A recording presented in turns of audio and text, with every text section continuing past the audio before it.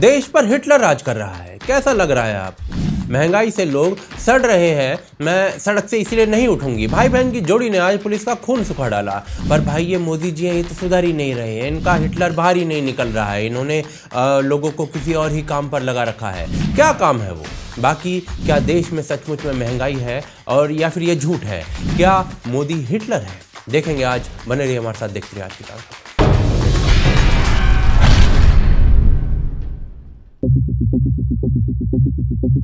आगे बढ़ने से पहले एक महत्वपूर्ण सूचना। फिल्म बुलबुले जिसे कोई OTT रिलीज करने को तैयार नहीं था, वो रिलीज हुई है indictos.com पर। पूरी फिल्म का लिंक डिस्क्रिप्शन और पिन कमेंट में है ट्रेलर के साथ, और एक छोटा सा पार्ट मैं यहां पर आपको दिखा रहा हूं। फिल्म को अवश्य देखिएगा। मेरे भाई, दोस्ती और धर्म दो बहुत अलग अलग दारू की तरह है। लव मैरिज का तो माहौल ही नहीं है सरकार में, लोग लव जिहाद का नाम ले देते हैं। तुम साला में घुस गए इस पार्टी के। आज नहीं तो कल राज करेंगे, तुम हमें एक बार फैलने तो दो।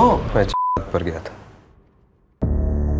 हर आदमी साला यहाँ अपने ही बुलबुले में जी रहा है। आगे बढ़ते हैं तो जी, आज राष्ट्र नायिका प्रियंका गांधी जी ने महंगाई का मुद्दा उठाने के लिए कुछ इस प्रकार से वो सड़क को रोक कर बैठ गए और पुलिस उन्हें कुछ इस प्रकार से उठा रही थी।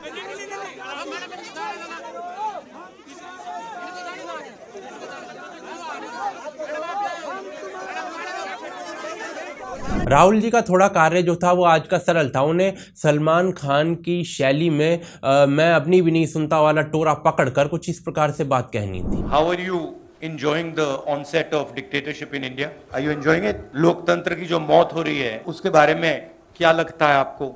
अब यार ये सुनकर मैं तो हो चुका हूं बोर, तो मैंने सोचा कि इन चीज़ों का थोड़ा विश्लेषण करते हैं, महंगाई का और मोदी के हिटलर होने का, डिक्टेटर होने का। पहले महंगाई की बात कर लेते हैं। तो जी, महंगाई के नवीनतम आंकड़े क्या हैं? मई के डेटा के अनुसार भारत में 7.04% की महंगाई थी, यानी औसतन कोई व्यक्ति 100 रुपए की थी मई 2021 में, तो वही वस्तु मई 2022 में 107 रुपए की हो गई। अब मैंने सोचा कि दूसरे देशों का डेटा भी देख लेते हैं। तो जी, रूस में 15%, इजिप्ट में 13% और ब्राजील में 12%, स्पेन में 10%, यूरोप, UK और USA जैसे देशों में 9% और इटली में करीब 7.5%। भारत में 7%। यानी विश्व के विभिन्न बड़े देशों से हम अच्छा कर रहे हैं, परंतु ताइवान में 2.5%, ऑस्ट्रेलिया में 5%, सिंगापुर में 5.5%। तो इन देशों से हम बेकार भी कर रहे हैं महंगाई के मुद्दे पर। यानी भारत कहीं बीच में है। परंतु ओवरऑल इस सरकार ने महंगाई के मुद्दे पर क्या गुल खिलाए हैं, उसके लिए हमें थोड़े से नाड़े और खोलने पड़ेंगे। तो चलिए खोलते हैं। भारत में महंगाई 2014 में 6.5% थी, 2015-16 में 4.9%, 2017-18-19 में 4% से भी कम, 2020 में 6.5%, 2021 में 5.5%। क्या ये महंगाई अधिक है? कंपेयर करिए जब UPA थी तब से। 2010 में 12%, 2011 में 9%, 2012 में 9.5%, 2013 में 10.5%। अगर पिछले 20 सालों का महंगाई का ग्राफ देखें तो स्थिति और थोड़ी सी स्पष्ट हो जाती है। 2014 के बाद का समय मैंने सर्कल कर दिया है।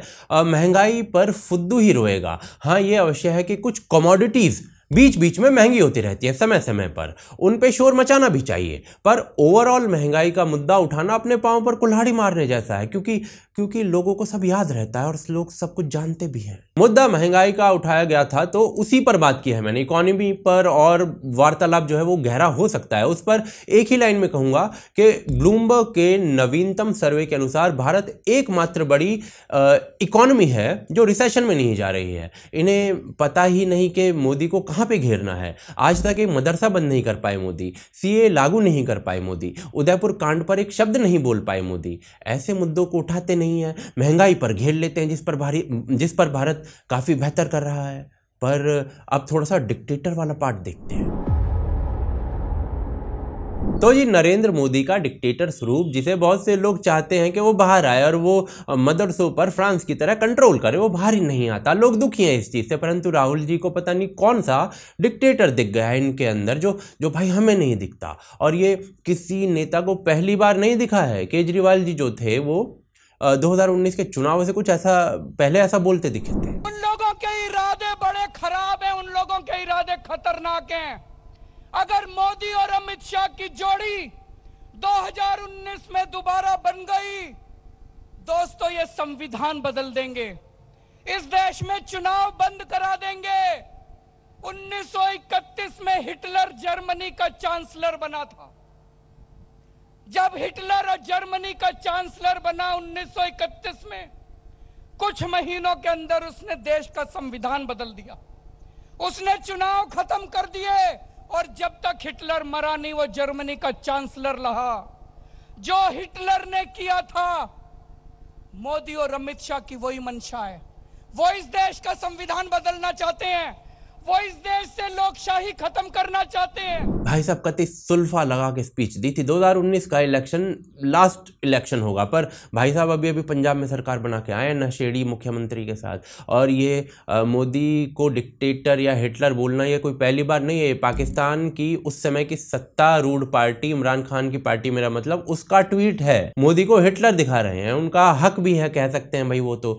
ये जो दूसरी साइड है, ये अनुराग कश्यप जी हैं, वो फर्जी वीडियो दिखाकर मोदी को हिटलर बता रहे थे। एनडीटीवी वाले तो 2004 में ही ये सब कहते हुए प्रतीत हो रहे थे। नमस्कार, मैं रविश कुमार। दुनिया में तानाशाही से जुड़ी इतनी खबरें आती हैं कि हम डिक्टेटर न्यूज नाम से एक बुलेटिन बनाने की सोचने लगे। केरल के एक प्रोफेसर मोदी को हिटलर कह रहे थे, और फिर कांग्रेस का बयान आया था कि आज भारत की जो स्थिति है वो जर्मनी जैसी है जब हिटलर था वहां पर। और इनके प्रसिद्ध नेता सुबोधकांत सहाय ने कुछ ऐसा कहा था मोदी के बारे में। From the Congress leaders, with a top Congress neta now also crossing the line, Hitler की मौत मरेगा. This is the statement coming in from a top Gandhi loyalist. तो मोदी को पहली और आखिरी बार डिक्टेटर नहीं कहा गया है, परंतु इनको डिक्टेटर कहने वाले अनुराग कश्यप जी जो हैं, यानी मोदी को डिक्टेटर कहने वाले अनुराग कश्यप जी उन्नति की सीढ़ियां चढ़ रहे हैं। उनकी फिल्म आ रही है दोबारा, ईश्वर उनको और तरक्की दे। पर ये साला कैसा डिक्टेटर है जिसको गाली देने वाला रन लोला रन करने की बजाय कम लोला कम कर रहा है, उन्नति कर रहा है। हम जैसे चुट्टू पुट्टू लोग जो हैं वो हम चाहते हैं कि हमारी मुंडियां बची रहे, मदरसों पर पनौतीगिरी कम की जाए, वहां पर इस टाइप की पढ़ाई कम हो। मोदी जी उस पर कुछ डिक्टेटर जैसा निर्णय ले फ्रांस की तरह, तो वो अच्छा है। पर मोदी जी मुंह में तिनका लेकर बैठे हैं, उनका डिक्टेटर ही बाहर नहीं आता, उनका मैक्रोन ही बाहर नहीं आता। पर इन भालुओं को पता नहीं कहां से वो डिक्टेटर दिख जाते हैं भाई। बाकी हमारे मोदी जी आजकल बिजी हैं डीपी बदलवाने में लोगों की। 15 अगस्त तक तिरंगा लगाना है डीपी पर, यह नया काम दिया गया है देश के लोगों को।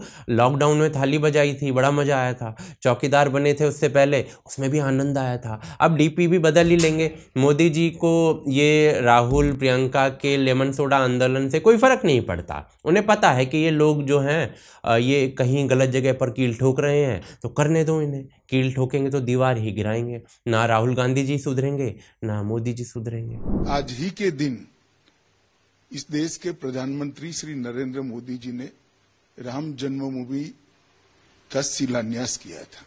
कांग्रेस ने आज का दिन इसीलिए विरोध के लिए और विशेषकर काले कपड़ों में विरोध के लिए सिलेक्ट किया है कि वो एक शटल मैसेज देना चाहते हैं कि हम राम जन्मभूमि के शिलान्यास का विरोध करते हैं और अपनी तुष्टीकरण की नीति को वो आगे बढ़ाना चाहते हैं। बाकी आप सबको क्या लगता है, महंगाई का मुद्दा या मोदी जी के डिक्टेटर होने का मुद्दा, उनके बारे में आप हमें कुछ समझा सकते हैं कमेंट में, तो हमें समझाइए। हमें सपोर्ट कीजिए patreon.com और UPI के थ्रू। लिंक आपको स्क्रीन पर दिख रहे होंगे, या डिटेल्स जो हैं वो मैं नीचे दे रहा हूँ डिस्क्रिप्शन में। आप देख रहे थे आज की तक पर।